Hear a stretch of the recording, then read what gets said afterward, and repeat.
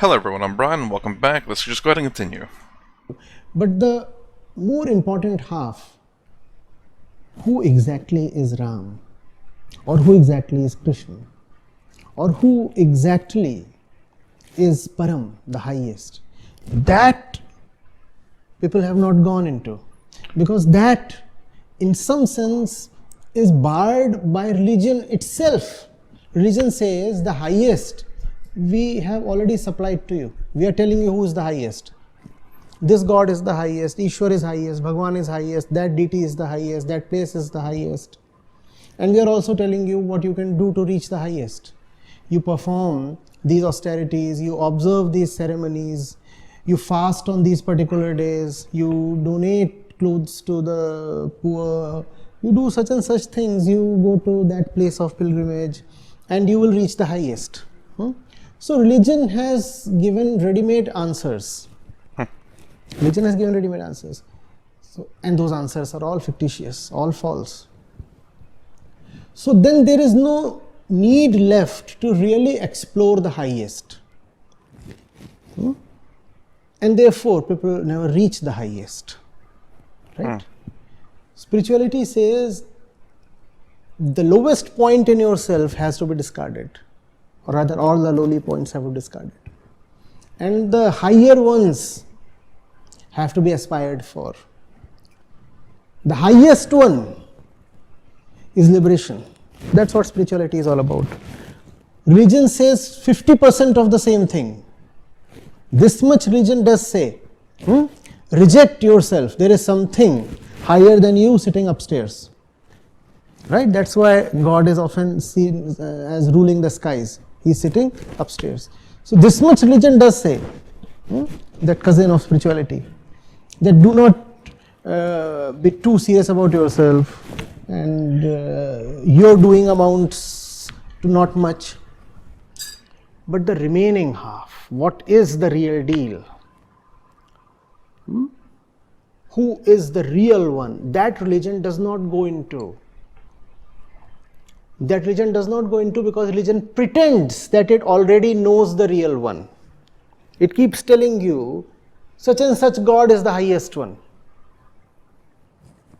Right? In the West, one particular name is the highest one. In the East, another name is the highest one. In the Middle East, some other name is the highest one. So these ready-made names, these assured supplies of beliefs leave us nowhere. Leave us nowhere. We do not ever come to know of the real thing. The real thing cannot be handed over to us on a platter. It's a matter of individual investigation. It's a matter of self-inquiry. The West has been lucky in a sense that any concept of the higher thing has not been allowed to survive. The West has been left all on its own. There is nothing higher than you. If you want your welfare, work for yourself. Nothing higher than what you see, nothing higher than what you can touch, nothing higher than your body. And nobody anywhere to take care of you. Nothing higher than your own desire, your own intellect, your own will. There's nothing higher than that. That's what the West feeds on. And that has been good to an extent. At least the West is responsible. There is nobody else going to come and take care of me. So I have to create my own systems, do my own things. Right? The East, this much we remember in East. There is somebody higher than us. But who is that one?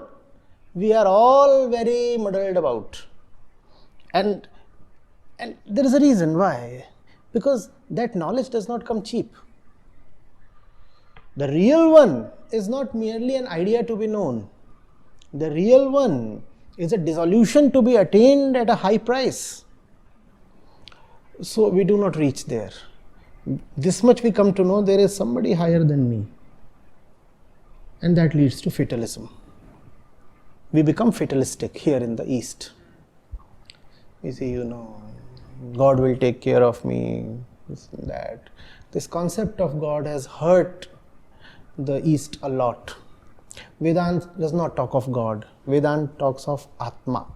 And Atma is the real you. Vedanta says you have to take your destiny in your own hands. Not only are you all powerful, actually there is no one beside you. You are the only reality. Therefore, there is no other power to obstruct you, and there is no other power to support you. You are your only friend and your only enemy. Therefore, wake up, rise. Rise to your highest potentiality. That's the message of Vedanta. Unfortunately, most Indians follow organized religion that has very little space for the real thing, Vedanta. Even though the Hindus call the Vedas as their central scriptures, yet the very center of Vedas, the very nectar of Vedas, Vedanta, has not found a place in the common Indian psyche. The man on the road has hardly anything to do with Vedanta. I guess that is kind of, how do I say this? I won't say the downfall of Hinduism, but I guess the issue with Hinduism, it's not an organized religion, therefore it's much more difficult to obtain. Can I say it's not organized? I mean, you have gurus and swamis with schools and stuff, so it is somewhat organized that there is a school for it, but perhaps it's not being pushed out as much, maybe? I don't know how to describe it, because he's saying that it's not easily, it seems like he's saying it's not easily accessible, much like the other religions, because it's, perhaps because it's ready-made, as he says, where it's like, oh, you know what the higher power is? Right there. You know what the way to get there? Right there, the book. And then in terms of Hinduism, it's like, what's the higher power? Well, you, within you. How do you get there? Well, here are the different steps, but it seems like maybe it's more difficult because internal inquiry requires a lot of self-inquiry, a lot of looking inwards.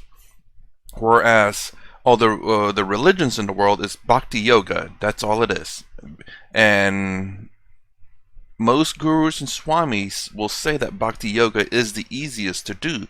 It just requires love and devotion, and that's all it is. Very easy, very simple. And it's very freeing because you just do the best you can and let life happen as if life happens a certain way, then it happens a certain way. You accept that because it is out of the control of your hands. You know, let me put it in the sense how religion would say, well, live the best life you can, God will handle the rest. I guess Sadhguru actually says that too. But yeah, you know, do what you can, God will handle the rest. It may not happen in your favor, it may happen in your favor, but accept things as they are and continue to live life, continue to live the best you can, and continue just to love and devote yourself. Very simple, very easy in my opinion. But yeah, and maybe that's the reason why I guess it's not as easily accessible, even though, you know, obviously bhakti yoga exists within Hinduism itself, but I guess it requires more than just, perhaps requires more than just bhakti yoga, whereas religion, it is just simply bhakti yoga, and that's all it is. And Hinduism itself, I suppose, doesn't necessarily I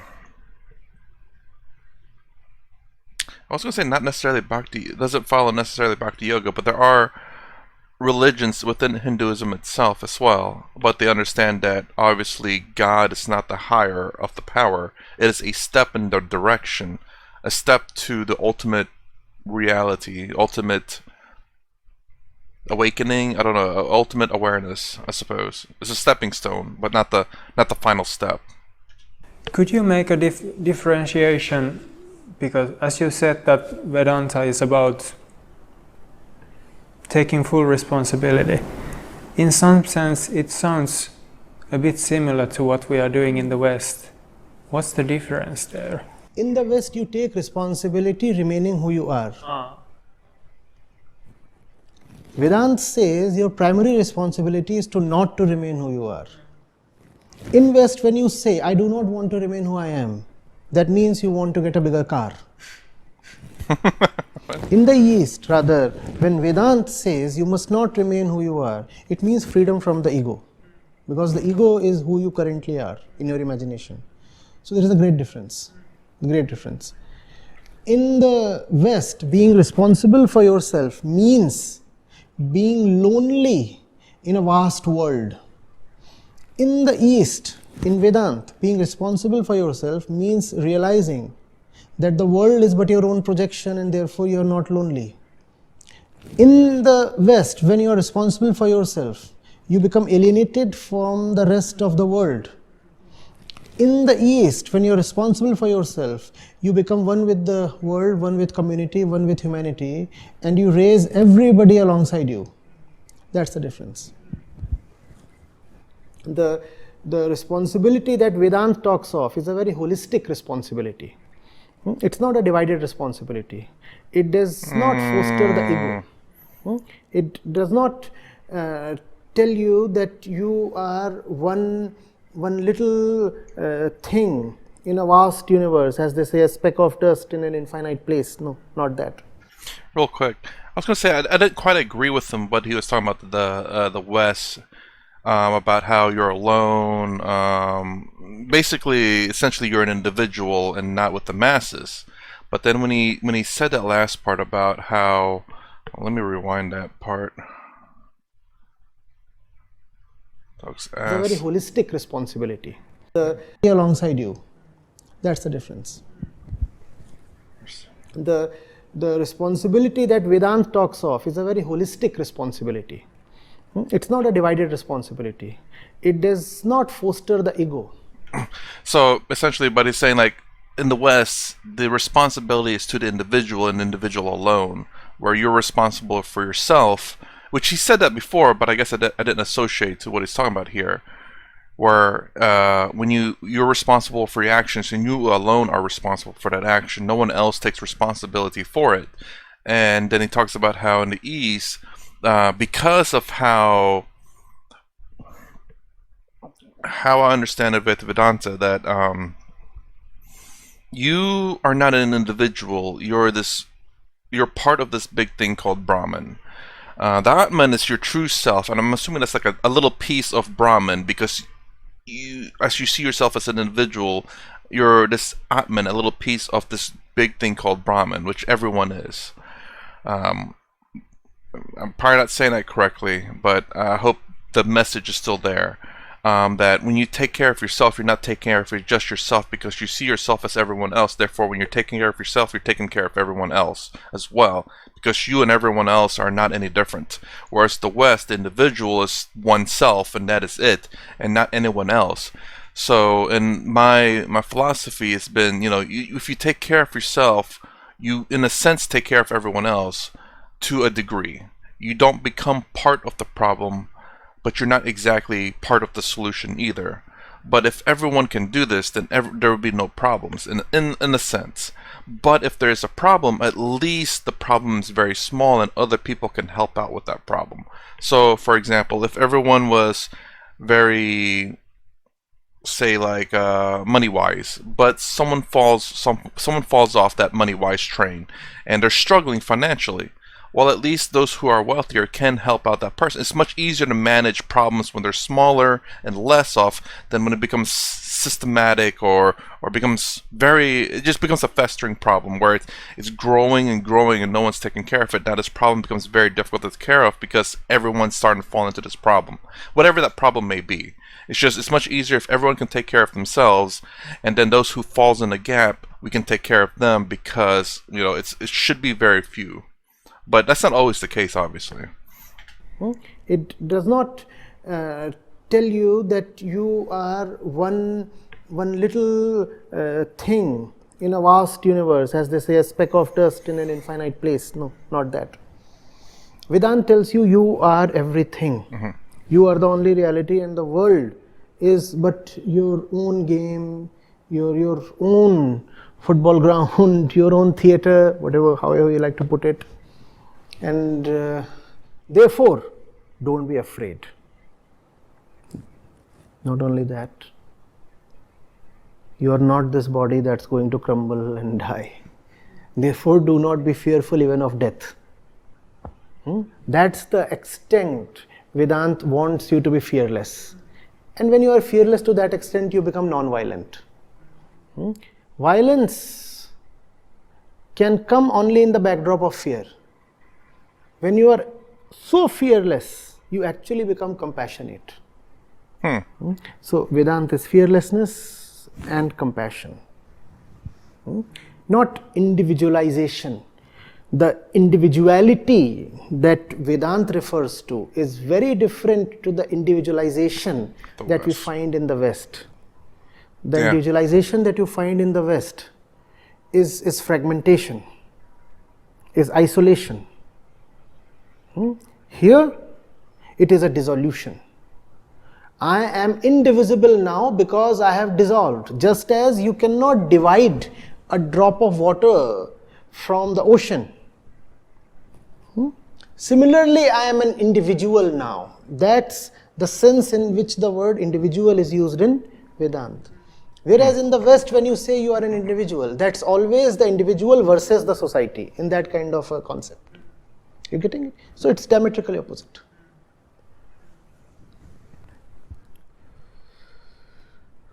I like that explanation, honestly. I've not heard it explained that way. Again, this is the reason why, and I continue to push this on everyone that watches my videos. Give everyone a chance. Don't just watch one video, and if you disagree or don't like it, there are other things that could be said that you can learn a lot of. And people explain things in different ways that may help you understand certain concepts a lot better. And this is definitely a different take on the idea of Advaita Vedanta or Brahman, and how this idea of everyone being one and the same is explained. And again, there's still many more things I need to learn about this idea, but watching many different people explain it in different ways kind of fits this puzzle, so I can understand what this puzzle means a lot better.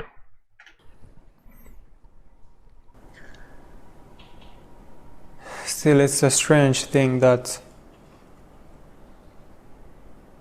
well, as you said, that even in India, real spirituality hasn't really, what's a good word, taken roots. It's distant cousin rules. Yeah. And at the same time, even in the West, as we said earlier, I don't really find much people leaning towards what you are saying here. Yeah. It's a very difficult thing. Yeah, and I mean, as the kind of taking responsibility for yourself as the ego, I mean, it's very, very like fear-based, that I have to do it. It might seem... It's fear-based, it makes you lonely, it makes you violent. Nobody to care for me. Yeah. Nobody to care for me. Yeah. And it makes you very hard. Very hard. I get what he's saying there, but even though I do try to take responsibility, I don't know if I always do or don't, but I always try to take responsibility for my actions and my thoughts and whatnot, but it's not fear-based for me. So I'm wondering if I'm in that middle ground where, you know, obviously I have a Western perspective as well, and also understanding these things that, you know, I have this responsibility, but it's not entirely fear-based. Maybe it is, and I just don't know it.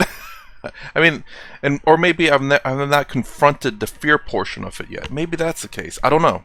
But, you know, obviously I understand we need to do things in this world. And we have responsibilities in this world to ourselves and to other people. And, you know, obviously if it's fear-based, that's not good. But we need to do things because it's something that we want to do. And this is kind of what they're talking about here. I said Guru and Prashant here about how, you know, we shouldn't need morality to tell us what is right or wrong. We should just want to do what's right. And this is my idea of responsibility. Like, obviously, if there's something good, I want to do it.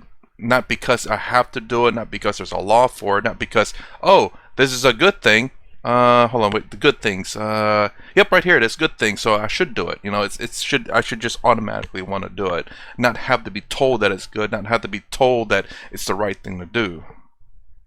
Hard not in the sense of sturdy and strong. Hard in the sense of Difficult. empathyless. An internal stiffness. An internal stiffness that does not care for anything except its own interests. And that we also call, in the West, quite interestingly, as liberty. No? I will do as I please. Don't you see that has a lot of fear in it? Don't you see that has a lot of loneliness in it? And the statistics do bear that out, that in the West, people are very fearful of growing old because they worry that no one will look after them, they'll be lonely, they'll be abandoned. When depression, anxiety are all sky high in the West. I know in the US, they estimate at least 1 in 4 people are on antidepressants or anti-anxiety pills. And that's the hidden or not so glamorous cost of the individuality and the freedom and the order. Right. And this is the thing. I think it's a lot of misrealizations here. It's the sheer fact that how do I say this? Again, watching certain dating, I won't say dating videos, but there's this videos that I watch on YouTube that is very, very interesting. There's this very, very strong ego that comes from both men and women. But the videos I'm watching is it's mostly men talking about women. I wouldn't call it necessarily the red pill movement, but it's kind of what do I say? The materialistic reality of things. There's the absolute reality, materialistic reality, then the subjective reality. Subjective is very much the individual base. Materialistic tends to be the objective reality that we can see and observe, and then their absolute reality is what is reality. And that objective reality is so twisted so much, and a lot of people do not like the objective reality, and they prefer their subjective reality, which is not realistic. And I think that's a big issue in the West at the moment, that they're not accepting the objective reality, the truths of reality at the moment, and they want to substitute reality with their own. Oh man, it's a Mythbusters quote right there. I reject your reality and substitute my own. But yeah, and that's what's a lot of the causing. Don't get me wrong, freaking self-realization is a major thing to it. But this little stepping stone that I like to think of just being able to see the object reality will help you see the absolute reality. I guess this is kind of like the levels, right? Where you have, I think most people are living in the subjective reality. If they can't go up to the objective reality, they have no way of going up to the absolute reality. That's maybe my understanding. Obviously, you should understand both realities to understand the object reality. But if you can't get past your subjective reality to the object reality, then you'll never know the absolute reality. Subject reality is probably bhakti yoga. I'm just throwing this out there. I have not thought about this, and I just now thought about it. Bhakti yoga, subjective reality, who your God is, who's the real God, and devotion to that God, giving yourself up to that God. Object reality, jnana yoga, we can objectively see that there's a pen here, and we can objectively see that this pen is not me. This hand is part of me, but not me. And that's where Jnana Yoga comes in. Raja Yoga up here, obviously. You meditate on oneself to have some self-realization of who you are. And perhaps some of them are a little bit in between. Maybe Raja here? Not sure. Again, never thought about it until just now. Crush me if I'm wrong. And it's also a strange thing, because even though sometimes when I look at the disorder or the chaos or just people hanging out on the street, I have to admit that sometimes I wish I could be as carefree, even a little. Not in that way, but you get what I mean. You're leaving on Tuesday. We can make you hang out on the street, cook some food, and sell it to people. No, that's a very common feeling amongst people from the West who are about to leave India or who freshly land in the West after being in India for months. I've heard that before. One French woman in particular, she wrote to me that I have returned to the dry order of France, of Paris, from the lively chaos of India. That was only part satire. She was actually missing the chaos here. I get that completely, because I'm already having the same kind of feeling. You get used to it. I think it's, in my opinion on this one, it's just when we experience one extreme or the other, we tend to crave or want the other. We maybe are a creature of balance, perhaps. I don't know. To go from completely order to completely chaos, or perhaps just order to chaos, we would always, how do I say this? We would crave the other, only because it's something that we don't deal with in an everyday basis. Let me know if I'm wrong. Absolutely. Anything I say on here, please debate. I won't say debate me, but just tell me what you think about it. You can think I'm wrong and explain why, though. But it's kind of like eating nothing but vanilla. Then all of a sudden you try chocolate, and you're like, oh my gosh, I kind of crave chocolate. But and then when you go back to vanilla, it's like, man, I miss chocolate. It's kind of like that, where if you have chocolate, i.e. chaos or whatever, or order, whichever you prefer to order it, and then you try vanilla, you're like, oh my gosh, vanilla is really good. I always think of things of balance, where if you have too much order, you're going to want chaos. If you have too much chaos, you're going to want order. If you have a balance of both, I have no idea which one you're going to crave, honestly. Maybe both at the same time. I don't know. A little bit of order and a little bit of chaos, maybe it's a perfect balance in your life where you won't crave either one. I don't know. There's something heartfelt about the liveliness and the chaos. I can't put my Not exactly. finger on it. There's a warmth in it, perhaps? There's a that's warmth in not it, the yes, US? that's true, but it's just too much warm. You would want it rather a bit colder. But you see where it comes from. It still carries that ancient echo of the saints, and that's the reason you feel mildly attracted towards it, because it carries only that distant ego. It's not the real thing. However, it has a touch of the real thing. No Indian can avoid that. You see, the voice of the saints is still there. It's reverberating. So even if you are not overtly religious, in India it is impossible to pick up a religious tint, at least. It's there in the air. Is it in danger of disappearing, though? I know we Obviously. were in Delhi and Connaught Place, and we were walking around, and it seems like all the Western brands are there. All the young Indian men and women are trying to be Westernized. All the Western brands are selling consumer products with an Indian/Western tint to it. Are we in danger of being? Is consumerism likely to just wipe out whatever vestiges of the saints we have? It's doing that, but the work of the saints is quite deep-rooted. So all this consumerism, this shallow philosophy of life will take a while to uproot the whole thing. But you are very right, very dark forces are at work and they are in great hurry. So Indians are losing whatever little trace of spiritual wisdom was left with them, and that's happening pretty fast. It's happening. You talked of Connaught Place. You'd have struggled to see a single word in the Devanagari script. You remove the people from there, and if you're left with just the banners and the boards and the brands, it would be very difficult for you to tell whether it is Delhi or some western city.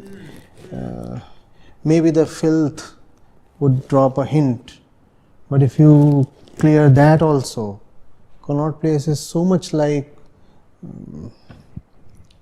let's say, a place in Paris. Yes, obviously, comparable. Anywhere Yes, in or Europe, anywhere the in major US. Yeah, of cities, course. yeah. Just remove the people so that you don't see brown skin, and then there is no difference. So yes, India is trying very hard to become a cheap copy of the West, and I don't. Let me try to say my thoughts on this, my opinions on this. This is kind of weird. I wouldn't say India is trying to be a copy of anything. It doesn't matter what you wear. Levi's may have been I don't know if that's Western. I'm sure it is, but doesn't create your culture though. What the clothes? I mean, clothes are obviously part of the culture, but I guess perhaps in terms of Advaita Vedanta, it doesn't matter what you wear when you discover when you become realized or become aware. I guess I get to some degree what it's trying to talk about, but I hope it doesn't turn out that way because there are McDonald's, for example. Not all McDonald's serve the same food. There are McDonald's, I think, in Germany or is it in Japan, where they serve chicken, and they don't serve. McDonald's never serve like chicken breast unless it's like a chicken sandwich, but just chicken food in general. And but that's because the people in that culture eat that, or maybe that's readily available food. So even McDonald's, a very American thing, it's not going to stay purely American whenever it goes to a different country. It's going to incorporate a lot of the culture there, and that McDonald's is going to be very much part of American and the culture that's within there. That's kind of the beauty of about America a little bit, where we have people from different countries over here, and you have like Tex-Mex food, which is Texan and Mexican food. You have Taco Bell, which is a bastardized version of Mexican food, but it's an American Mexican type deal. It's the idea of what American, probably a white person, thought of what a Mexican food is. Or maybe he was inspired by a Mexican food and thought like, this tastes great together. Again, to me, there's nothing wrong with that. There are authentic Mexican restaurants serving authentic Mexican food, and what Taco Bell is, even though it's a fast food chain, just get the idea, is that it's someone that is inspired by a culture and created something that he thought would be a good blend. You have authentic. You can, and this is my biggest issue too. It's like people who says, "Oh, this is the authentic food, and it cannot be changed in any other way." It's like, well, you're stopping progress in a sense. Where if you eat like the burrito, it's only supposed to be beans, beef, and tomatoes. But if someone wants to put cream cheese in, it's like, oh no, you're doing it wrong. You're bastardizing the food. It's like, no, you can have authentic or the original, and then have variations of it. That's the whole point. We all have different flavors in life. And where am I getting with this? But it's just I'm hoping that anything that Western, I suppose, that comes to any part of any country, that they make it their own as well. It's kind of funny. Anyways, this probably has nothing to do with it. A coworker of mine showed me Japanese people trying to dress like Western people by doing jeans and super tan, and I can't help but laugh at that. And it was really outlandish, but still, I love it. I think it's ridiculous, but I love it. So I'm hoping that that Western clothes doesn't destroy any culture. Any culture going to another culture doesn't destroy the original culture. And then at the same time, maybe if one culture dominates the world, we all become one culture. Is that a good thing or a bad thing? I don't know. At least at the same time, we are united in one culture. But then we'll lack variety. Everyone eating whatever one food because that became the dominant food ever. But it'll never be like that. We'll always have variety. We'll always have different things. We'll have culture within culture. In America, there's Southeast culture, Midwest culture, Northeast culture, West culture, and within those cultures are within cultures of cultures as well. It'll be all big one mess blend of cultures.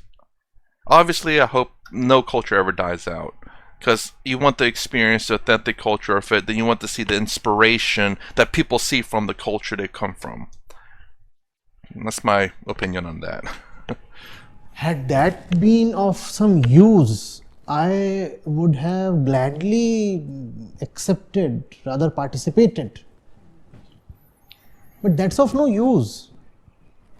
That's of no use. The West does not remain, the West rather does not want to remain the way it is. Why do we want to ape the West? The West is hardly happy being itself, and we want to become that. Makes no sense at all. And I'm not talking of Western technology, I'm not talking of the work culture in West. We should admire that, and we should emulate that even. Yeah, sorry, I was going to say he's absolutely I was going to say there should be a mixture of both the West and the East. Again, the one comment that sticks out to me, I'm sorry I can't remember who it was, but it said a long time ago, if you want external happiness, look to the West. If you want internal happiness, look to the East. Very much so. A combination, and the middle ground, like I always say, a centrist is both have a good external and internal realization and success. The West is crap internally, like really, really bad. For the most part, not all. And then I wouldn't say the East is crap externally, but there's things to learn. And I do mean crap for the West because there's been no looking inwards. It's so easy to look externally for problems and solutions, but looking inwards takes a special someone. So the East is catching up depending on which part it is, but very much, hopefully, very good internally, or at least for the most part. But it looks like as external life becomes easier, I guess they tend to lose that little bit of the inside. I wouldn't say that's the West necessarily. I think it's more along the lines of the ease of comfort. Food, water, and shelter taken care of, we start losing track of internal inquiry or realizing what's important in our lives at the very least. But when it comes to copying values, Yeah. and philosophy of life, West is not the place to look towards. No, absolutely not. India has the stuff, fortunately, that even the West should be looking towards. So it's pretty stupid if Indians are all the time trying to ape West and migrate to West and all those things. See, even migration to West, I understand. Somebody could do that for purely financial reasons, and that's pretty much okay.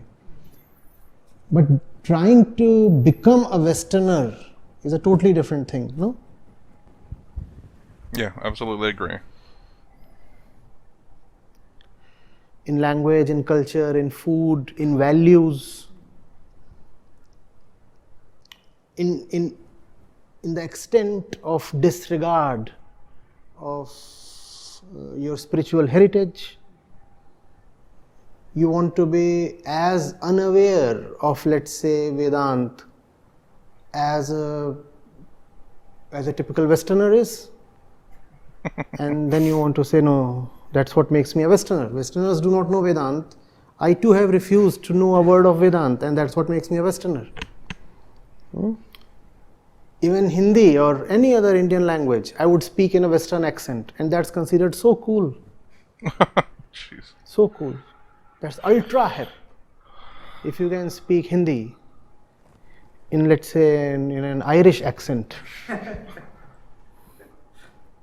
Again, I think this goes back to the fact of vanilla and the chocolate theory, vanilla and chocolate thing that I have, where when you speak with other people and everyone sounds the same, it's like it's mundane. But when you hear someone, and I fall for this too, whenever there's people with accents and stuff, it sounds pretty freaking cool. But I mean, So when you hear someone that has a different accent and speaking your language, it's like I've never heard it spoken that way before. It's really cool because it's different. That's all it really is. And I can't blame people for that. I mean, it's cool and all, but... And this is kind of how, I guess, cultures become mixed, where the American English versus the British English are different, versus Australian English versus Indian English versus... What other Englishes is there? Like the three... America, British, and Australian, just say those three. All speak English, I believe. I know America and Britain. Australian, I'm pretty sure they don't have their language. I'm not sure. But anyways, those three different Englishes, as a matter of fact, I did watch a YouTube video. They have different terminologies and different meaning for different words. All English, but because of the cultural impact of the language. All speaking the same English, but completely different, not completely different language. Certain aspects are different languages because of the cultural impact, the situation to live in, the land, the culture, the surroundings, and then the separation from Britain or America. It just happens. Bhaiya, Actually, I think. yeah, bhaiya, No? lash pet nagar chaloge kya? Oh.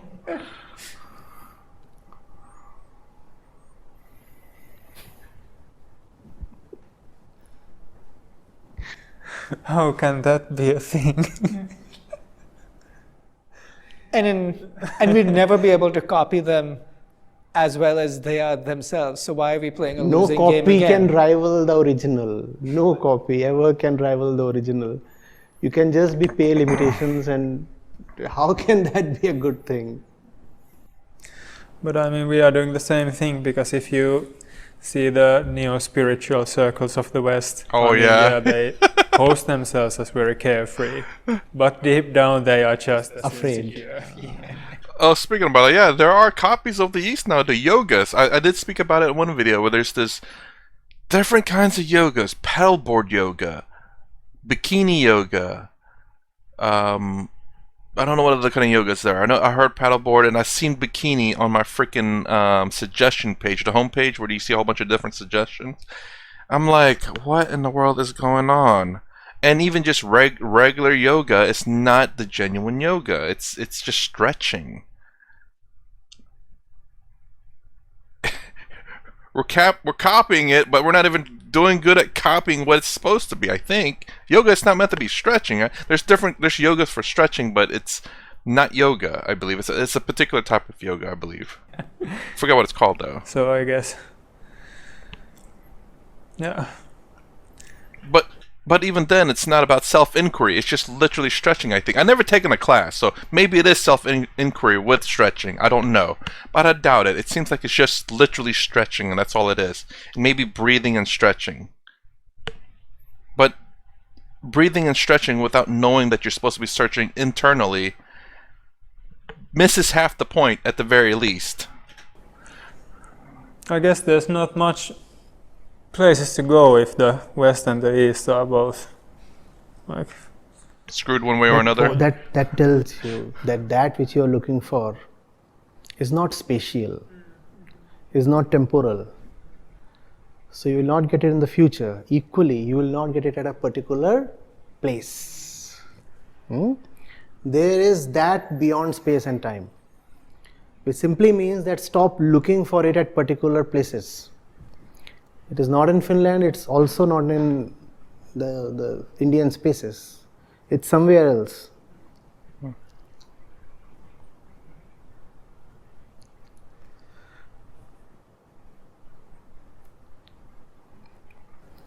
outer space is also ruled out. Outer space is also ruled out. All the space is ruled out. All the space is ruled. See, it's not that we are ruling out time and space. Fundamentally, remember, because you have been with me for a while now, we are ruling out the one to whom time and space exist. Who is the experiencer of time and space? You and me. So we have to rule ourselves out. It's not that we are disdainful of spaces or we are unmindful of time. Time has to be respected. Places exist as a fact. and places can be useful. However, the ego, that is itself a creation of time and space, wants to consider time and space as the ultimate. That's the tendency we have to watch out against. In that sense, it is said that that is beyond time and space, so that the ego cannot be too happy. The ego does not go too far in its quest of self-delusion. Time and space are not objective things, so it's not stuff we are disregarding. We are disregarding the one to whom the stuff exists.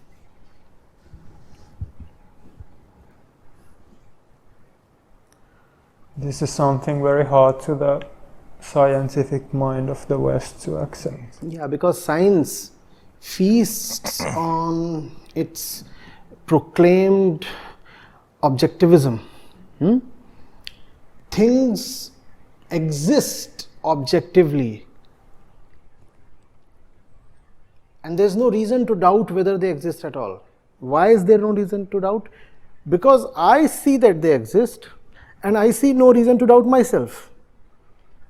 That's what the ego says. I cannot doubt myself, and if I cannot doubt myself, how do I doubt this pillar that I see? I don't doubt myself, and this pillar, its existence is being ratified by me. So how can I ever call the world as unreal? Forget about calling it unreal. How can I even initiate an inquiry into the perceived reality of the universe? That's what science lives on. The universe is real. Now let me find out more about the universe. And that's the reason science has to compulsorily disregard the ego. Science has to be completely objective and totally be oblivious of the ego, the subject, the observer. The all sciences talk just of the observed phenomena, not the one who is observing them. Now, if it turns out that observed phenomena are actually a function of the observer, then science falls flat, and that's science's worst nightmare.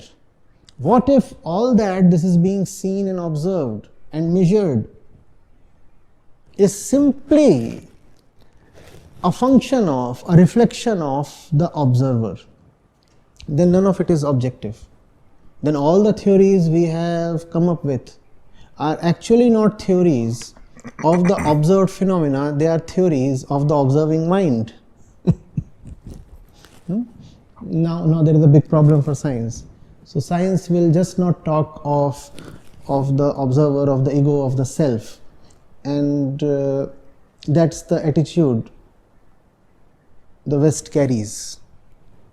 Self-observation, self-knowledge is more difficult to a Westerner than to an Easterner.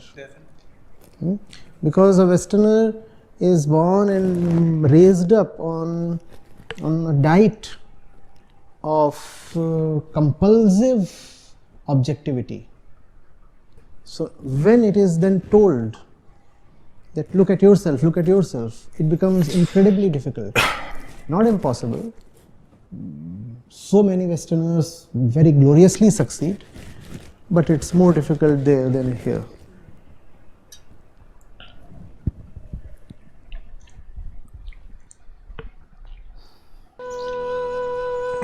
Okay.